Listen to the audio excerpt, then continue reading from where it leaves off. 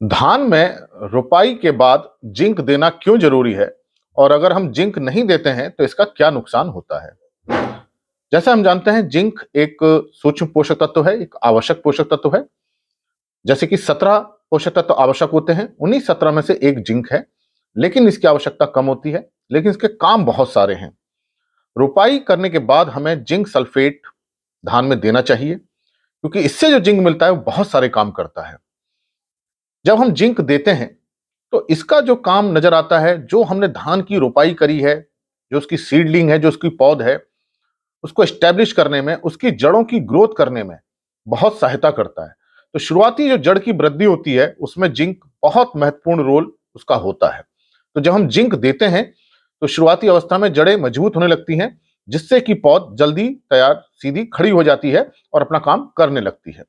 Zinc की कमी होने से पौध की जड़ों की वृद्धि कम रहती है। दूसरा काम इसका यह है कि यह बहुत सारे एंजाइम को एक्टिवेट करता है, एंजाइम के काम में सहायता करता है और क्लोरोफिल बनाने में हेल्प करता है। इसकी सहायता से क्लोरोफिल बनता है और क्लोरोफिल की सहायता से ही पत्तियां भोजन बनाती हैं, जिससे कि जो पौध का विकास होता है, उसकी पत्तियां बढ़ती हैं, धान की पत्तियों की बढ़वार होती है और उसके अंदर हरापन आता है। तो जिंक का एक दूसरा काम बड़ा महत्वपूर्ण है कि क्लोरोफिल बनाने में, ताकि पत्तियां हरी बनी रहें और जो पौध है वो अपना भोजन बनाती रहे। तो जड़ की ग्रोथ में और पत्तियों की ग्रोथ में इसका बहुत महत्वपूर्ण काम रहता है। तीसरा क्या है, जो कल्ले निकलते हैं धान के, वो जिंक उसमें बड़ी सहायता करता है। जिंक की कमी होने पे कल्ले कम निकलते हैं। तो अगर जिंक की कमी रहेगी तो कल्ले कम निकलेंगे, धान का फुटाव कम होगा, जिससे कि उपज कम मिलेगी। तो ये तीन बड़े काम देखने को मिलते हैं। शुरुआत से ही पौध की जड़ों का विकास करना, दूसरा पत्तियों का विकास करना, उसको लंबाई देना, उसकी बढ़वार करना, तीसरा कल्लों का फुटाव करना। अगर जिंक की कमी रहती है तो पौध अच्छी तरह से बढ़ नहीं पाती। यही कारण होता है कि जिंक की कमी होने पर जड़ें छोटी रहती हैं, पौधों की बढ़वार नहीं होती, पौधों की हाइट कम रह जाती है और कल्ले बहुत ही कम निकलते हैं और पत्तियों पर भूरे धब्बे पड़ने शुरू हो जाते हैं, जिसे हम खैरा रोग कहते हैं। तो ये कमी ना हो, इसलिए हमें रोपाई के समय ही जिंक को जिंक सल्फेट के रूप में देना चाहिए।